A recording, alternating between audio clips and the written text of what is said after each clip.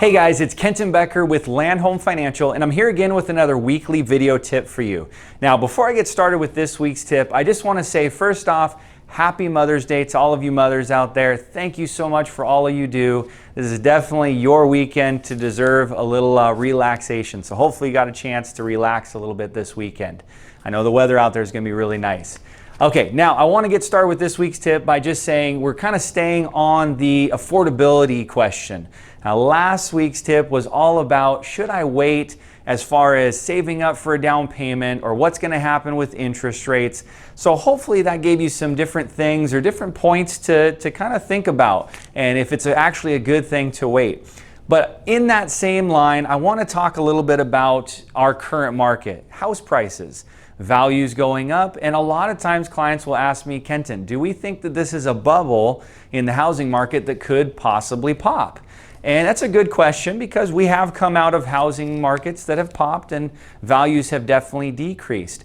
But I just want to spend just a couple moments here to just explain the differences in our market then, namely 2007, 8, 9 when the bubble popped, and then our market now. So the three big things that are driving our market right now is employment, inventory, and low interest rates. Now, employment on the horizon doesn't really have any way of slowing down, at least right now. Usually employment, it's something that as it ramps up, as it picks up speed, it's not like it's just going to cut off immediately. So yeah, that could be a slow change over time to where employment kind of slows down a bit. But at least in the Seattle market, employment is booming right now. So that is a big driving factor to our housing market and that supply and demand. As there's less supply of homes on the market and more demand of buyers moving to this area, that's going to continue to keep driving up home prices. Now, another one is inventory. I just said it, the supply and demand.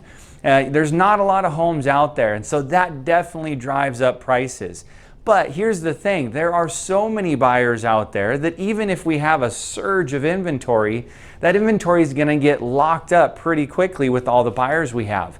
It's going to take a while for the amount of buyers that we currently have to have them all fulfilled and slow things down a little bit.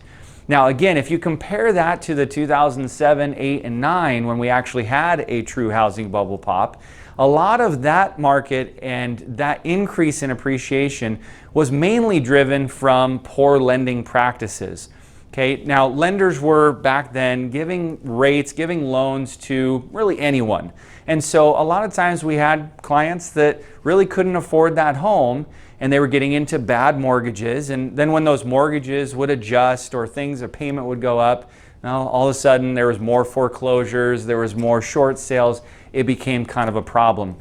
The difference today is what's driving our market is a healthy economy and really just a lack of inventory. And also rates have been really good as well. Even though we've seen rates tick up a little bit, the market has still been good and still really been steady with high appreciations. So I say all of that just to explain the differences in the market, and I'm going to leave you with this point really.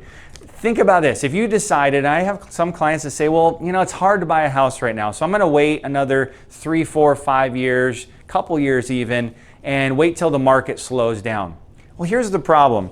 If the market were to increase just at a standard 7% per year appreciation for the next 7 years, that's going to be a 49% appreciation on homes.